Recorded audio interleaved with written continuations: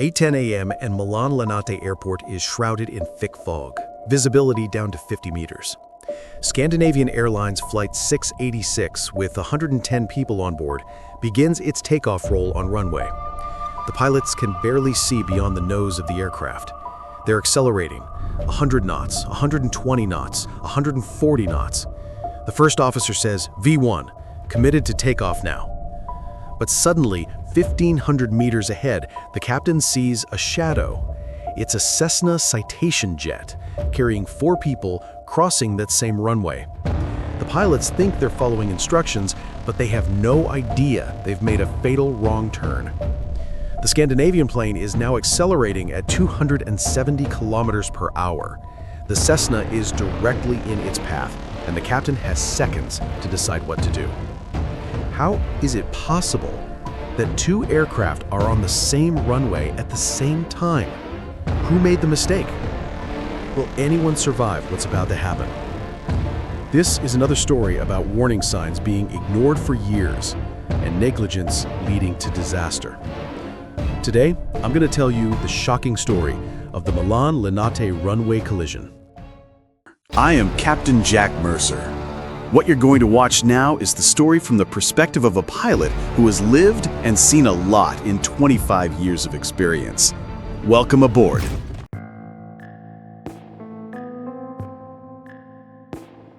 Okay, today it's October 8th, 2001, morning at Milan's Linate Airport in northern Italy. The city is shrouded in dense fog, typical weather for this time of year. But today, the fog is particularly thick. Visibility is down to 50 to 100 meters in some areas. On the runway itself, about 200 meters. 200 meters is barely enough to see one aircraft length ahead. Linate is one of 3 international airports serving Milan, Italy's fashion capital and economic heart. It's located right within city limits and handles about 9 million passengers a year, mostly on short flights across Europe. It's a busy airport. On this particular morning, controllers are juggling nearly 24 aircraft, handling almost 500 radio communications every hour. Yes, 500! I told you, it's a busy airport, my friend. Now, let me tell you about the 2 aircraft that are about to cross paths very soon. The first is Scandinavian Airlines Flight 686, an MD-87 bound for Copenhagen, Denmark. On board are 104 passengers and 6 crew members, 110 people total. Most of the passengers are Italian, but there are also Danish, Swedish, Norwegian, Finnish, and other nationalities represented. Who's in command of the Flight 686? The captain is 36 years old Joachim Gustafsson, a Swedish pilot who's been with SAS for 11 years since joining in 1990. He's relatively new to the MD-87, having logged only 230 hours on type, but he's a skilled pilot.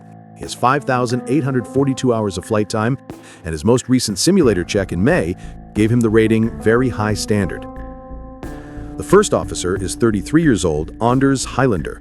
He joined SAS 4 years ago and has significantly more experience on the MD-87, about 2,000 hours and 4,355 total hours of flight time.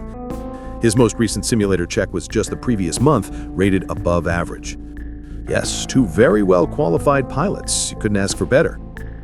So, the SAS aircraft is parked at a gate on the east side of the airport.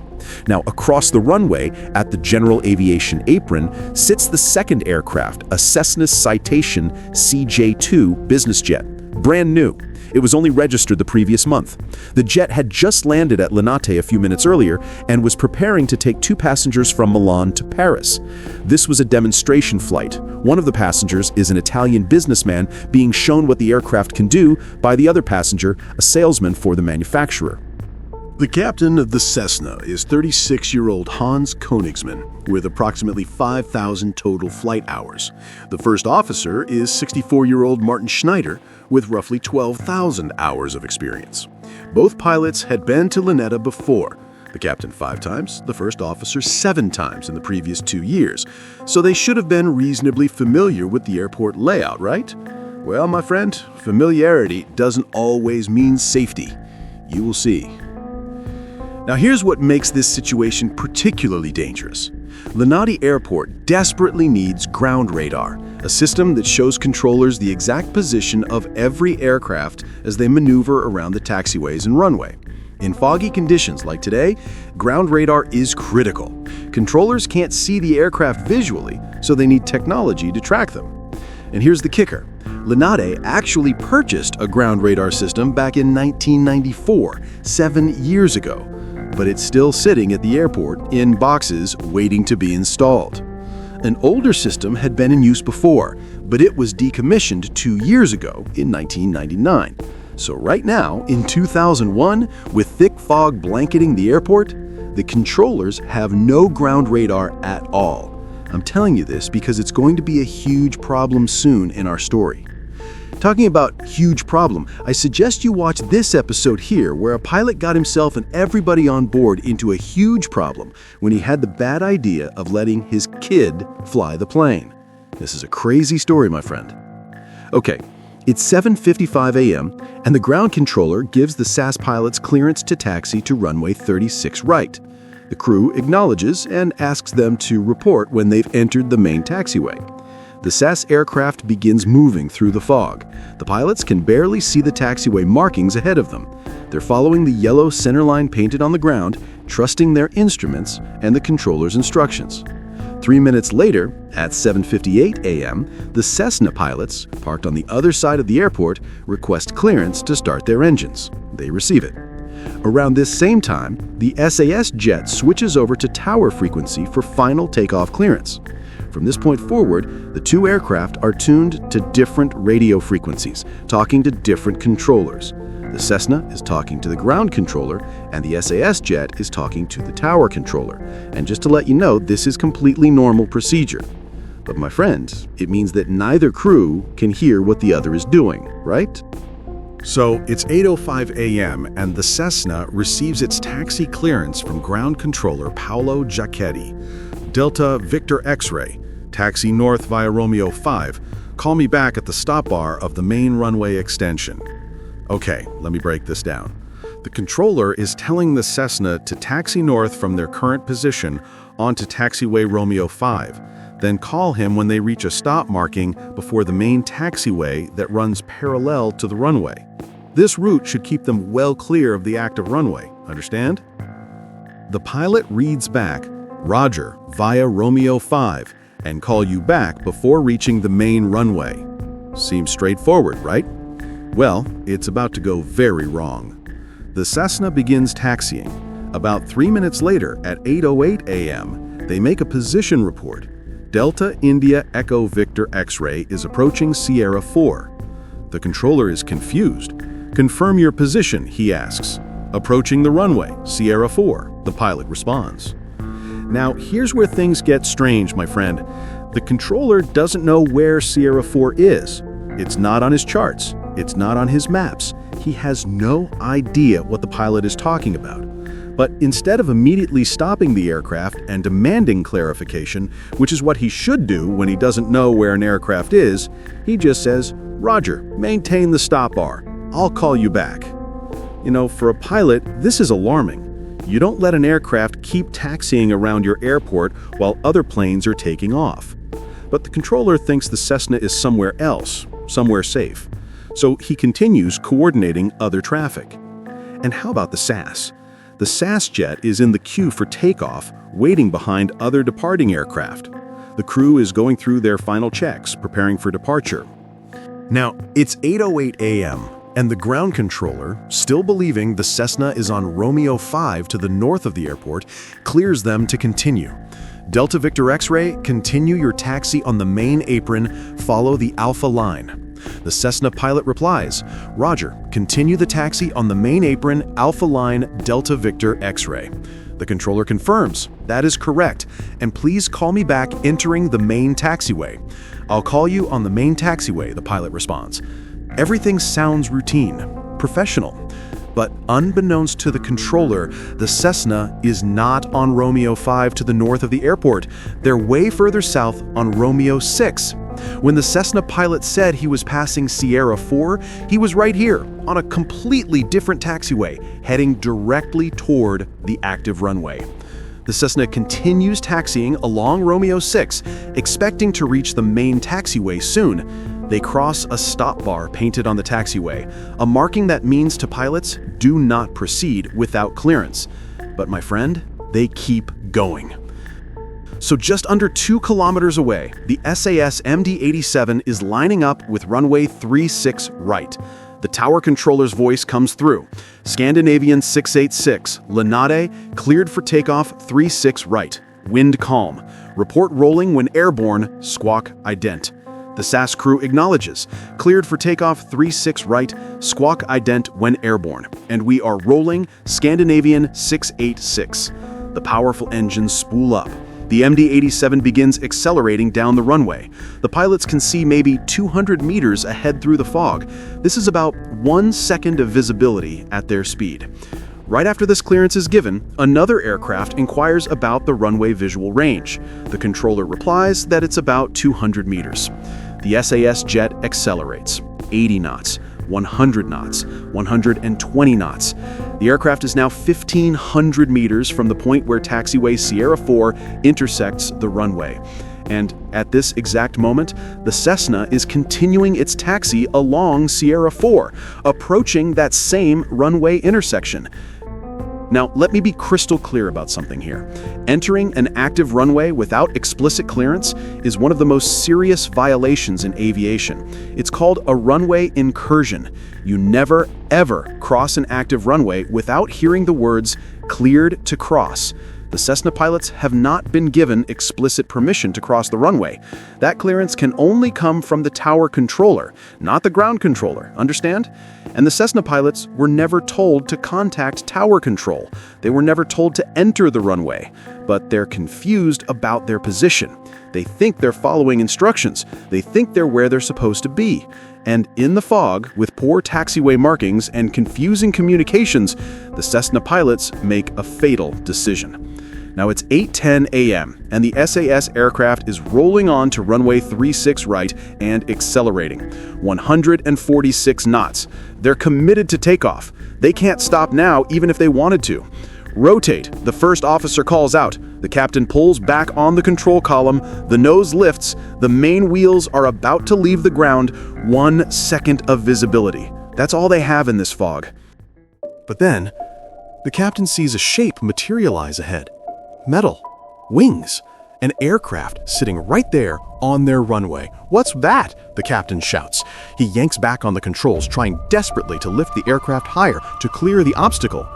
But they're traveling at 270 kilometers per hour, and physics doesn't care about desperation. The bottom of the MD-87's fuselage smashes through the Cessna citation. The impact is catastrophic. The business jet is ripped into 3 pieces. Metal tears, fuel sprays, fire erupts instantly. The collision tears off the MD-87's right landing gear. The right engine is ripped away from the wing. Debris flies everywhere. The aircraft shudders violently from the impact forces. But incredibly, and this speaks to the skill of these pilots, the MD-87 stays in the air. The captain pushes the remaining left engine to maximum thrust. The aircraft climbs 10 meters, 12 seconds airborne. He's fighting with everything he has to keep this crippled plane flying. In those 12 seconds, he's trying to gain altitude, trying to stay airborne long enough to circle back for an emergency landing. It's an incredible display of airmanship under the worst possible circumstances. But the left engine has ingested debris from the collision, metal fragments, pieces of the Cessna, foreign object damage destroying the compressor blades inside. The engine can't produce enough thrust to sustain flight. The aircraft begins sinking back toward the ground. The pilots are still fighting the controls, applying maximum reverse thrust on the remaining engine, full braking on whatever wheels still work. They're trying to steer, trying to keep the aircraft on the runway. But the MD-87 is so badly damaged, missing an engine, missing landing gear, structural damage from the impact, and it's still traveling at over 257 kilometers per hour. There's no stopping it. There's no controlling it. So, the catastrophic moment comes. The aircraft slides off the end of the runway. It travels 460 meters beyond the runway threshold, plowing through grass and earth before slamming into the airport's baggage handling building. The impact is devastating. The entire building collapses. The MD-87 is carrying 10 tons of jet fuel. It ignites immediately. A massive fireball erupts, engulfing the wreckage and the building. The flames climb into the foggy sky. Inside the cockpit, the pilots fought until the very last second. They never gave up. They tried everything in their power to save their aircraft and their passengers. But some situations are simply unrecoverable. In the tower, something bizarre is happening. Despite this massive collision, despite an aircraft crashing into a building, despite a fireball visible from across the airport, nobody in air traffic control realizes what's happened. The fog is so thick that the tower controllers can't see the crash site. And remember, there's no ground radar to show them what's happening. Several seconds after the crash, the airport's traffic office calls the tower by telephone. "We heard a number of bangs," they report. The tower controller responds casually.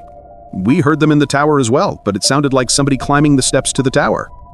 "It sounded like an engine misfiring," the traffic officer says. "Is there anything abnormal happening on your end?" "No, everything appears okay," the controller replies. The first real alarm isn't raised until a police officer and customs officer at one of the northern terminal gates hear an explosion. They see a man stumbling toward them, covered in flames, a baggage handler who is in the building when the aircraft hit. Only then is the fire brigade called. They rush to the baggage facility, which is now engulfed in flames. They quickly realize there are no survivors in the SAS plane. The entire structure has collapsed on top of the wreckage. It takes at least another 10 minutes before the controller realizes the Cessna is missing. He dispatches the fire brigade to search the runway. When they arrive, they find the Citation burning in pieces halfway down runway 36 right. Nobody survived the impact of the larger jet and the subsequent fire. The rescue took time, precious time. By the time emergency crews reached the Cessna wreckage, approximately 25 minutes had passed since the collision. Post-mortem examinations later revealed that 3 people in the Cessna had high concentrations of smoke in their lungs. They were still alive after being hit by the MD-87. But they burned to death, waiting for rescue that came too late. If the fire brigade had arrived earlier, at least 2 of them might have survived. So, the final toll: all 110 people on board the SAS flight are dead. All 4 people on board the Cessna are also dead. 4 more people were killed in the baggage handling building when the MD-87 crashed into it. 118 fatalities total. This is Italy's worst aviation disaster. Initial media reports speculated about terrorism. After all, this crash occurred less than 1 month after September 11th. But those rumors were quickly dispelled. This wasn't terrorism. This was something far more mundane and far more preventable. A series of negligence and systemic failures at the airport that had been building for years. Yes, you will be shocked when you find out, my friend. So what actually caused this disaster? Well, the investigation made it crystal clear that the immediate cause was the Cessna's runway incursion, of course. But that's just the surface. To be true, when you dig deeper, you find a system that was broken at every level. First, the Cessna pilots made a critical navigation error. Instead of turning left onto taxiway Romeo 5 as instructed, they turned right onto Romeo 6. This wrong turn put them on a direct path to the active runway. But here's the question. Why did experienced pilots, who'd been to Linate multiple times, make this mistake, right? Well, the investigation found the taxiway signs at Linate were badly worn down and in some cases obscured by overgrown grass. They didn't conform to regulation standards. The markings, painted directly on the tarmac, were so faded that even in good visibility, it was difficult to read them. For pilots unfamiliar with the airport, or even those who'd been there before, distinguishing between Romeo 5 and Romeo 6 was nearly impossible in the fog. Second, the communication breakdown. When the Cessna pilot correctly reported his position at Sierra 4, the ground controller had no idea where that was. Sierra 4 wasn't on his charts. It wasn't on any official airport map, but it was marked on the taxiway itself, a marking the pilots could see, but the controller didn't know existed. The controller also used vague terminology, main apron, main taxiway, without clearly distinguishing between different areas. This ambiguous language may have led the Cessna pilots to believe they were headed the right way when they weren't. I mean, come on, this is insane. If a controller doesn't know where an aircraft is, he should immediately stop that aircraft and demand clarification. Instead, he allowed the Cessna to continue taxiing around the airport while aircraft were taking off in near-zero visibility. Third, the missing ground radar. A system had been purchased in 1994, 7 years before this accident, and was still sitting in boxes at the airport. An older radar had been decommissioned in 1999, leaving controllers completely blind in fog conditions. If ground radar had been operational, the controller would have seen the Cessna crossing stop bars and entering the runway. He could have stopped them before the collision occurred. Fourth, the runway incursion alarm system. Linate had motion sensors designed to detect when aircraft entered the runway without clearance. But this system was prone to false alarms from animals and vehicles, so it had been turned off. Turned off!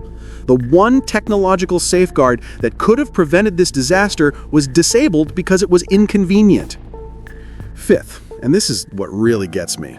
This accident was waiting to happen. Pay attention here. Just one day before the crash, on October 7th, another private jet made the exact same mistake. Yes, it taxied on Romeo 6 instead of Romeo 5, heading toward the runway. The controller didn't notice, the pilot didn't correctly read back his instructions. It was only at the last moment, when that pilot spotted another aircraft, that disaster was averted. Do you want more? Okay. Less than a month before that, on September 18th, another runway incursion occurred. A British Midland pilot overheard this radio exchange.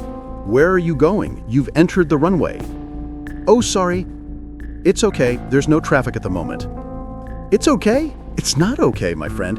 A runway incursion is one of the most serious incidents that can happen at an airport. The investigation also revealed that the Cessna pilots had landed at Linate illegally that morning. Their licenses limited them to landing and visibility of no less than 550 meters. The visibility at Linate was well below that. They should have diverted to another airport. If they had, this accident would never have occurred, I'm sure. But the real culprit here isn't just pilot error. In my opinion, it's clearly an organizational failure. Airport management that allowed taxiway markings to deteriorate, authorities that left ground radar unplugged for years, controllers who accepted a broken system and got used to operating dangerously, a culture that tolerated near misses and did nothing to fix the underlying problems. I mean, this collision at Linate was entirely predictable and entirely preventable. Do you agree? Well, tell me in the comments. But let's move on to what did the aviation industry learn from the Linate disaster? Well, it seems that it took the loss of 118 lives to finally wake up the Italian authorities to the danger they'd been ignoring for years, right? First, the ground radar system that had been sitting in boxes since 1994 was immediately installed and made operational. Controllers could now see the exact position of every aircraft on the ground, even in zero visibility conditions. This single piece of equipment would have prevented the entire accident. Second, all taxiway signage and pavement markings were updated and repainted to meet international standards. The overgrown grass obscuring signs was cleared. Every taxiway was properly labeled with clear, visible markings that pilots could actually read. Airport maps were updated to include all taxiway designations, including Sierra 4.